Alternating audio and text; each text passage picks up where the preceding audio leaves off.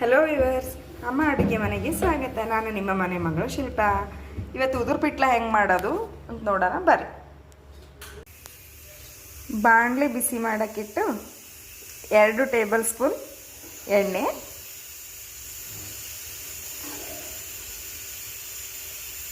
ಎಣ್ಣೆ ಬಿಸಿ ಆಗಬೇಕು. ಸಾಸಿವೆ, ಒಣಮೆಣಸಿನ್ಕಾಯಿ,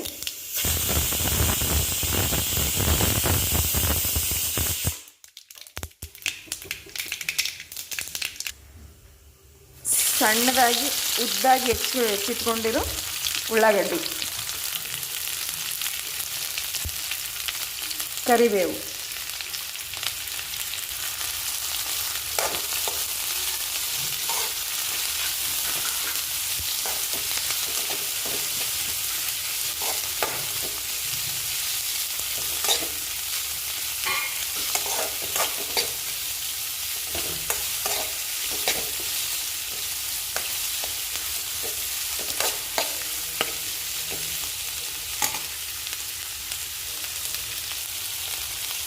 ಅರಿಶಿನ,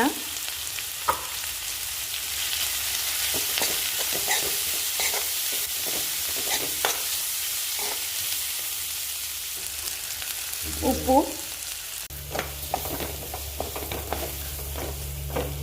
ಲೋ ಫ್ಲೇಮಲ್ಲಿಟ್ಟು ಕಲಿಸ್ಕೋಬೇಕು.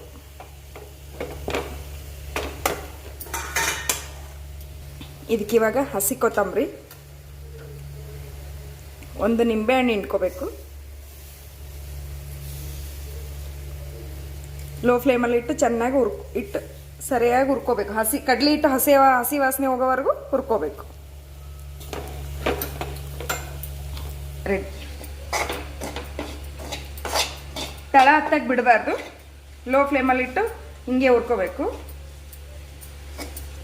ಇದು ಎಲ್ಲಾದರೂ ಊರಿಗೆ ಹೋಗ್ತಿದ್ರೆ ಬುತ್ತಿ ತಗೊಂಡೋದ್ರೆ 2 ದಿನದವರೆಗೂ ಚಲೋ ಇರ್ತವೆ, ಕೆಡಂಗಿಲ್ಲ. ರೊಟ್ಟಿ ಜೊತೆ, ನಾವು ಉತ್ತರ ಕರ್ನಾಟಕ ಸೈಡ್ ಕಟ್ಟಿ ರೊಟ್ಟಿ ಜೊತೆ, ಚಪಾತಿ ಜೊತೆ ಜಾಸ್ತಿ ಮಾಡೋದಿದು. ನಿಂಬೆಹಣ್ಣಾದರೂ ಹಿಂಡ್ಕೋಬೋದು, ಅಥವಾ ನೀವು ನಿಂಬೆಹಣ್ಣು ಬೇಡ ಹುಣಸೆ ಹಣ್ಣು ಅಂದರೆ ಹುಣಸೆ ಹಣ್ಣು ಹಿಂಡ್ಕೋಬೋದು.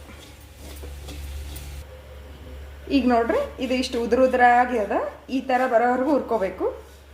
ಈಗ ರುಚಿಯಾದ ಉದುರು ಪಿಟ್ಲ ರೆಡಿ. ಚಪಾತಿ ಜೊತೆ ಸೂಪರ್.